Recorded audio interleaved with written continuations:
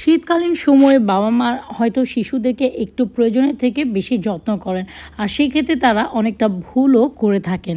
শীতে বাচ্চাকে কম গোসল করাতে হয় এমন ধারণা অনেক বাবা মারই, কিন্তু এই ধারণাটা একেবারেই ভুল। জন্মের 3 দিন পর থেকে প্রতিদিন গোসল করানো বাচ্চার স্বাস্থ্যের পক্ষে খুব ভালো। তাই চেষ্টা করবেন বাচ্চাদেরকে প্রতিদিন গোসল করানোর, এবং অবশ্যই শীতকালীন সময়ে কুসুম কুসুম গরম পানিতে গোসল করালে শিশুর তেমন কোনো ক্ষতি হবে না। কিন্তু শিশু যদি অসুস্থ বা জ্বর থাকে, সেই ক্ষেত্রে শিশুর শরীরটা হালকা পানি দিয়ে কুসুম কুসুম গরম পানি দিয়ে মুছে দিতে পারেন।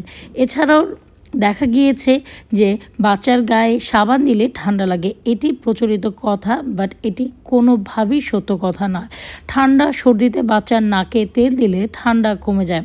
বাচ্চার নাকে সরিষার তেল দিলে মারাত্মক ধরনের নিউমোনিয়া হতে পারে, যা কিনা বাচ্চার স্বাস্থ্যের অনেক ক্ষতির কারণ হতে পারে।